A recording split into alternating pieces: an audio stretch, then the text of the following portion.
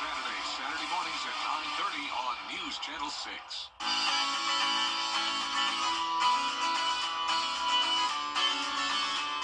Follow News Channel 6 on Instagram. Fly direct to Washington, D.C. from Augusta Regional Airport. Weather headlines on News Channel 6, brought to you by Hickson Roofing. Get ready for a warm end to February. We're talking highs near 80 degrees. I'll let you know how long it'll last coming up. Right now on News Channel 6 at 4, you probably noticed the lingering haze in the air. What these air condition warnings mean for us. Plus, why some in North Augusta are not happy about a proposed clinic, where it'll be located and what it means for people who live nearby. And Wildwood Park is back open. A look at the conditions of the campground and what it means for current and future reservations as your News at 4 starts now. Live from Television Park, this is WJBF News Channel 6 at 4.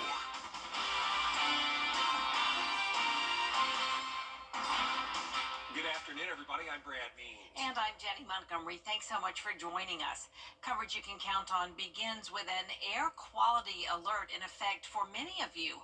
But exactly what does this mean? Well, Isabella Moody is live outside Television Park, braving the breathing conditions. Hope you're okay out there. But really talk about some of the effects that this air quality warning means. What's it all about, Izzy? The National Weather Service in Columbia, South Carolina, issued a code orange air quality alert because the Army Corps of Engineers and they're burning, and it's affecting people in many different ways. Richmond, Columbia, Aiken, Barnwell, Edgefield, and McCormick counties are affected by this alert because of the fine particles from the burns.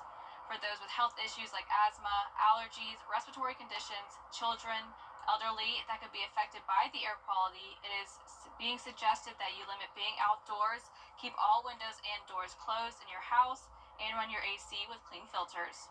If you are somebody that suffers from breathing ailments already, wear a mask if possible. And if you aren't feeling good and you're kind of slow today, keep in mind that probably is because you're not uptaking as much oxygen as you need to. The air quality alert will be in effect for the rest of the day or until conditions are better. According to the WJBF weather team, breezy winds tomorrow will help the smoke disperse. Live in Augusta, Isabella Moody, WJBF News Channel 6. Back to you guys. A North Augusta man being treated at the hospital after a structure that he was working on fell on him. That was this afternoon on Vancouver Road, where investigators say the man was working in an old one-story pool house at the time of the incident. Edgefield first responders helped to get him out, and he was alert, thank goodness, talking throughout the whole thing, so all's well that ends well there. Time now for a first look at the weather. Yeah, Miller, beautiful day out there, no question about it. Yeah, Brad and Jenny, we do have that smoke like Isabella was talking about in some of the area, but thankfully our winds have sort of picked up a little bit. So as we look at our sky view cam over in Waynesburg, we don't see as much smoke as we saw earlier right now, but we still do have those controlled burns ongoing. You can see that on our map here, wherever these red dots are, that's where a controlled burn is. And where the gray color is, that is where we have some light smoke in our atmosphere. Thankfully, things have improved somewhat across most of the area, but we still do have some hazy skies down in Emmanuel County and also over in Bamberg County and Allendale as well. So we do have the air quality alert continuing through about midnight. Of course, it could be extended, but as we go into the overnight hours, we'll be watching that. So just make sure if you have any respiratory issues to limit your time outdoors. The air quality is still somewhat unhealthy, but a little bit better than earlier today. So here are the things that you need to know. Limit your time outdoors, keep your windows and doors closed, run the air conditioner, and keep fresh air intake closed. Now, we're also talking about the warm temperatures today. 80 degrees in Louisville, 78 in Augusta, 75 in Saluda. Right now we have these southerly winds pumping in warm air on the light side thanks to high pressure, and that high pressure is leading to very low relative humidity values around 16% in Augusta. That is also leading to a danger of wildfires across our western counties, stretching from Wilkes down towards Emmanuel. And tonight, temperatures will be falling to the 40s. I'll have the rest of the forecast for you coming up here in just a few minutes. Jenny and Brad. All right, thank you, Miller. An update now to a story we told you about last week. An arrest has been made in the shooting death of George Christopher Caldwell, who lived in Bamberg. 17-year-old Malachi Johnson faces murder, attempted armed robbery, and weapons charges. On February 7th, officers responded to Dodge's Southern Style in Orangeburg, where they found Caldwell unresponsive in the parking lot. Surveillance footage and other evidence led detectives to identify Johnson as the suspect. As leads began developing in the early hours after the shooting, this led to further development of additional leads, which were followed up immediately. And as a result of viewing local business video surveillance systems, along with the city-owned security systems in the area, some very valuable leads were obtained. The suspect was taken into custody without incident on yesterday. The case now heads to General Sessions, where a circuit court judge will set bond. Law enforcement officers in McDuffie County are using a new technology to help reduce violent crime. Thanks to funding from a state grant, the sheriff's office installed 34 license plate reader cameras around the county. Deputies say they track valuable information, and so far it's proven to be successful. A lot of things that these devices do and capture, that we can go back, that if we're not there at a certain time, we can go back and look and see, what kind of vehicles were here in the area, if a crime was committed. We've solved anything from putting potential suspects involved in homicides, a bunch of thefts, hit and runs, several crimes where, people have gone and stolen things from people's property.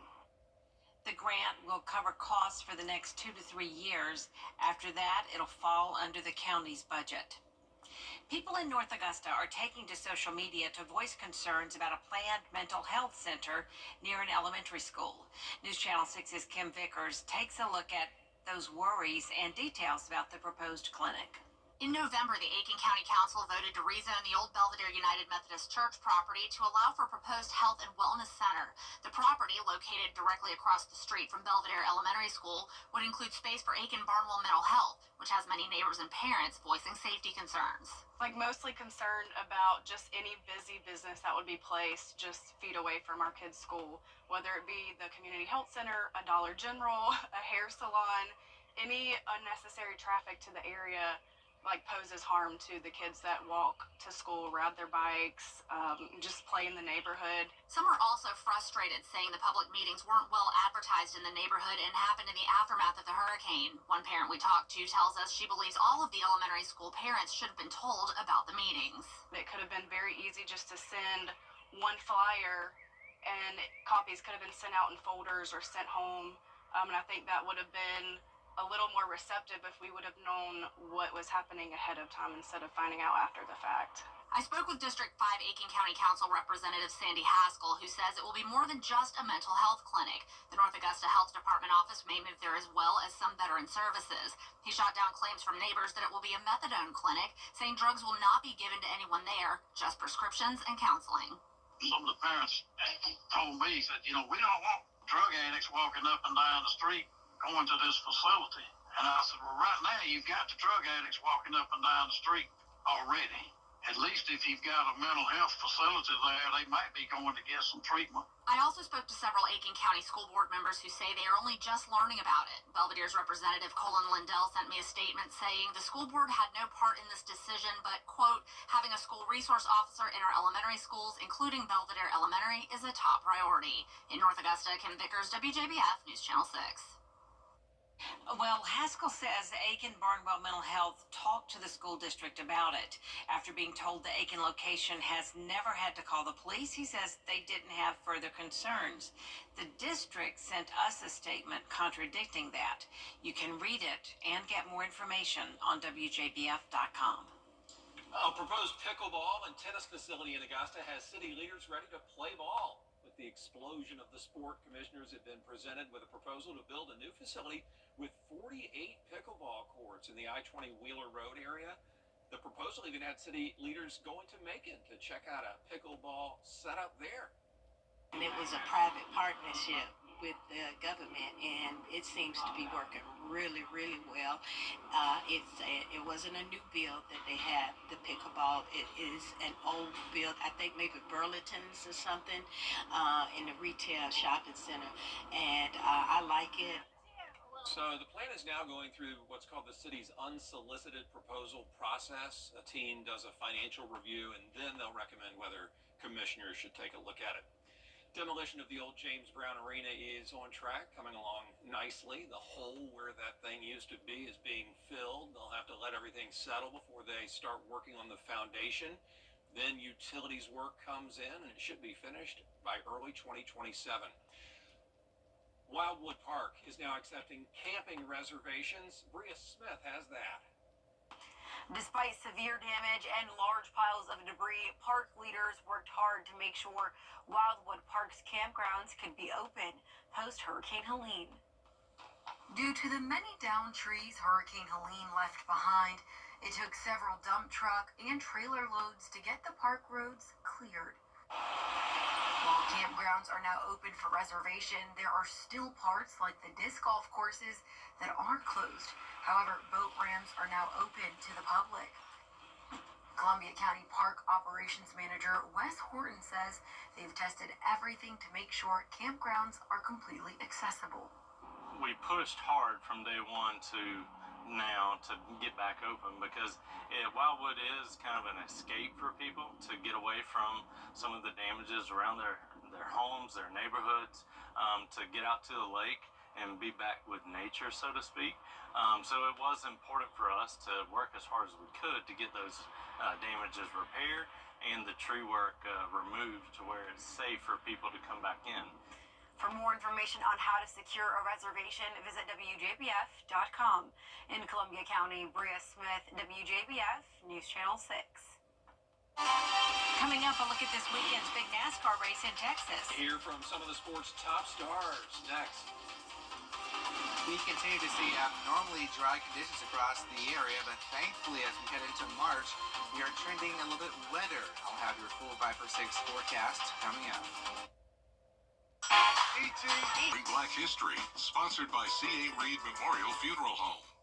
The prom is a special night for high schoolers, a chance to create memories that will last a lifetime.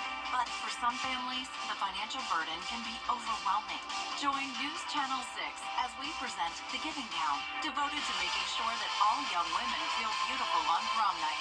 Donate your gently warm prom dress, shoes, and accessories at Television Park in Augusta. Sponsored by Bridgestone, Aiken Regional Medical Centers, the Mike Costello Law Firm, and News Channel 6.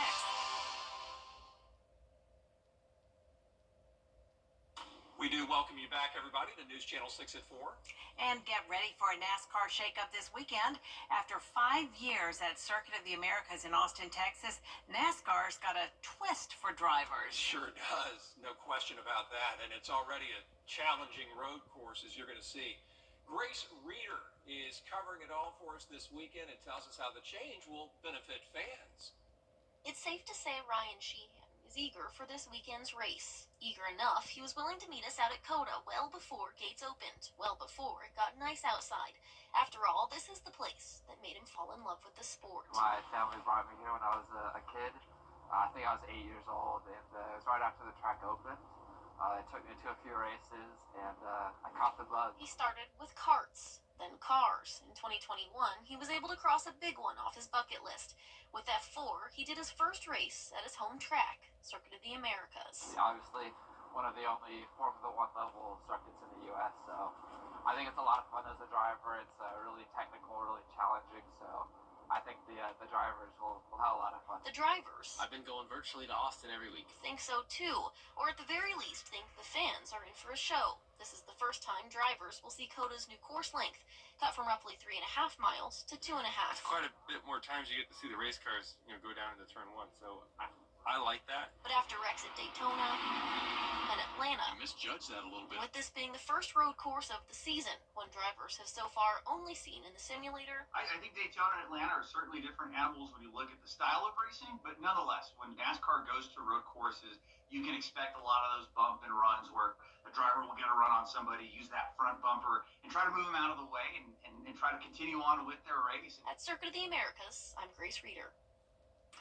You're taking a live look now at the Circuit of Americas in Austin, Texas. The NASCAR doubleheader moved from its usual late March slot to the third race of the NASCAR Cup Series and Xfinity Series. Remember now, coverage from the Circuit of the Americas kicks off Saturday afternoon at 2, starting with the NASCAR Countdown live on the CW6. We'll be right back. Weather headlines on WJBF News Channel 6. Brought to you by Hickson Roofing. If your roof needs fixing, call Mr. Hickson. At the SP. Every day, ordinary people in the CSRA do extraordinary things to serve our community. Each month, News Channel 6 recognizes these outstanding volunteers with the Giving Your Best Award. Do you know an everyday hero who goes the extra mile to help others? Nominate them for the Giving Your Best Award by visiting WJBF.com and filling out the entry form. Sponsored by Science Co., Piedmont Augusta, Security Federal Bank, and News Channel 6. Let's face it, news is complicated. That's why WJBF.com makes it easy. Get clear, accurate stories that don't waste your time. Plus, get the latest video in one click with WJBF Plus. Get it all at WJBF.com. Now, your most accurate forecast with WJBF Live Viper 6. Happy Wednesday, everyone. You're taking a live look at SRP Park and the Savannah River, and you probably have noticed the hazy skies today, and that's actually because of controlled burns that are ongoing across the area. 78 degrees right now with the smoky sunshine, southwest wind at 6, pumping in that warm air. It is very dry out there. Dew point of 29, humidity right now at 16%. So speaking of those controlled burns, we've got a lot across the two-state here. All these dots here peppered about the area, that is a controlled burn, and that is leading to hazy skies. Now, thankfully, it's not as bad as earlier today. It really gets bad during the morning hours, but we have seen that smoke disperse a little bit. Notice here, it's mainly focused along the coastline right here where all this gray is. That's where we have some light smoke, and most of the area is now seeing lighter amounts of smoke, which is good news. However, we still do have some air quality issues. That air quality alert continues through midnight, and that's because we had that smoke pretty much still across the area because high pressure acts as a lid, so it doesn't allow that smoke to be released back up. So we really are just stuck with all this smoke across the area, and that is leading to some air quality issues. So if you do have any respiratory issues, please limit your time outdoors. So like I mentioned, high pressure is in control to our south, but not for long because we've got a cold front on the way that's going to bring in maybe a few showers tomorrow. So here's that front looking at Futurecast, starting the clock at 8 p.m. That front continues to inch closer to our area going into your Thursday. Wake up to clear skies, and then that front arrives during the afternoon hours, bringing in some breezy conditions. So thankfully we won't have to deal with all that smoke, but we will have to deal with maybe a few showers. Have to dodge a few showers in the afternoon and evening, but most spots will be dry. The cold front passes through, then we have dry air pushing back in just in time for the weekend as we start March on a dry note. So it's going to be a beautiful weekend ahead. Also, those temperatures will be warming back up for Saturday. So looking at Futurecast, here's our high resolution model. This will show some clouds pushing in ahead of that front going into midday. Then notice cloudy skies in the afternoon, but here comes that stray shower around 4 p.m. and pushing towards Augusta around 6 p.m. and then out of here as we go towards 8 p.m. So really it's just going to be quick hitting, and most spots won't even notice any rain at all. And really we're going to be staying pretty dry until we get towards the middle of next week. We do have a pretty good shot of showers, maybe a few thunderstorms. Temperature-wise, all over the board. We're talking 79 tomorrow, 69 Friday, 74 Saturday, 60 on Sunday, 75 Wednesday. That's just typical for this time of the year as we transition seasons. Temperatures will be around freezing around next Monday, but really most nights will be above freezing. So at least that is the good news. However, you don't want to do any planting just yet because our last freeze on average is later on in the month of March. So it's not time to be planting those spring flowers, but even though it does feel like it's spring, at least it's a nice little taste of that. And we'll be right back. If you've been injured, we take immediate action to get you the help you need. They handled everything so that I could focus on getting better. I am very happy with the settlement I received. It's traumatizing when you have a sick child. Then you are tired, very, very tired. The doctors told us, you are a part of the medical team. You need to sleep, eat, drink, shower, because when you are healthy, you can take care of your child. The Ronald McDonald House is next to the hospital. They have a washing machine, kitchen, beds were very good, but it's also being with parents of other children that are sick. So you can talk and you can cry, maybe you can laugh, but it's very important for healing yourself. The house understood what our needs were. There was someone that gave you a hug, a cup of tea, and that's very important, just to have someone who is taking care of you a little bit.